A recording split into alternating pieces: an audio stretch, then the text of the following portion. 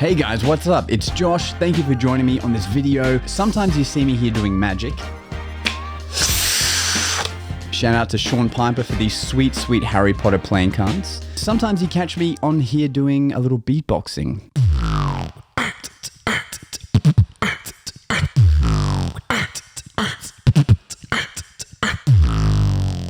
And sometimes I'm doing vlogs, but today I want to share a story that happened a few weeks ago when I got to tour with Showman, the magic spectacular that is taking Australia by storm, and I get to do this show with 4 of my good mates in magic.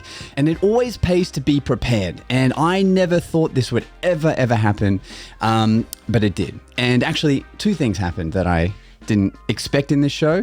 One is that I decided to start using a different kind of Sharpie in the show. So this is your standard kind of Sharpie, right? Lid comes off, Sharpie goes on, fine tip pen, great. But what I thought I would do to save that dead time of them having to put the cap back on or me having to put the cap back on the pen, I decided to use one of these. And this essentially is the exact same thing, except for the tip just pops out of the end there. So there's no lid required to come off. You just click it and Bob's your uncle, right? Super easy. So I thought I'd be smart and use this, but quite a funny moment came out of it. Let me roll the clip. And what I'd love for you to do is to sign your name nice and big on the face of the card, which is this side, as big as you can, so even our friends at the back can see what it is. Once you're done, then hand the pen to Russell and then to Tristan, okay? Now, I'll give them a second to do that, because while they do that, I'll just share with you guys a little musical... Sorry? Can I open the pen? You'll love this.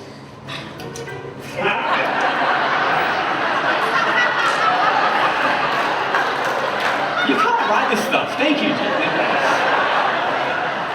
So it's that moment of improv and unplanned stuff that I love happening in shows. But now that it's happened, I wonder if I can make it happen again. Like maybe I pretend to take the lid off and give it to them, and then they're trying to figure out how to take it back off again. Or, I don't know. But that was super funny to me. Now, the big lesson I learned, well, rather, I'd already kind of foresaw it, but it just never happened until this day. Whenever I perform with a Rubik's Cube, I always keep a spare in my case or my side table or in my pocket. And I've never ever needed it, ever. In fact, when I was on Australia's Got Talent, if you watch the semi-final performance, you'll notice a little bulge in my back pocket. And that's because I have a Rubik's Cube sitting there in case something went wrong during the performance. Now, when I was side stage, the producers tried to convince me not to have the cube in my pocket. They were like, it'll make the shot a lot smoother. You know, people might find it weird if they catch it on the video, but I'm like, it has to be there. It will ensure that I don't mess up, because whenever you have planned a backup, you won't need it, but when you don't plan one, you will need it, kind of thing. Anyway, so my whole career, I've always kept a spare Rubik's Cube when I'm performing. Now, cut to this first tour of Showman. Our first opening night is in the biggest theater I've ever played in my life. There's 1,000 seats. This is a sold out show. There's people up in the balcony. There's people on the main floor. We have our own dressing rooms. Like, this is as much of a dream as I could ever think of as a magician wanting to perform and share my magic. So it's a big deal.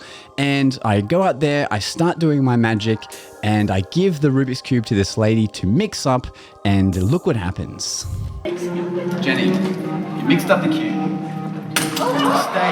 Wait, it's fine. Watch this. Up. Damn it, okay. Cubie, you're up. We're going to mix you up instead. I'm just kidding. A professional always comes prepared. With a second cube!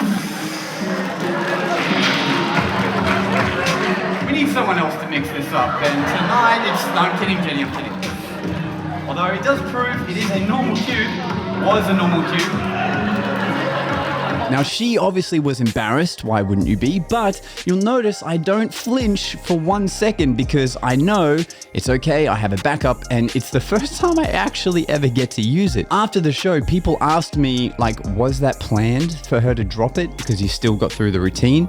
For those who were there, the routine obviously took a little bit longer because I was a little sidetracked from the fact there's a shattered Rubik's Cube on the floor that has been with me for a long time. That cube I used is actually the same one that I used back on Australia's Got Talent. So if I can share any advice, my friends, it's that always keep a spare of whatever it is you're doing when there's high stakes.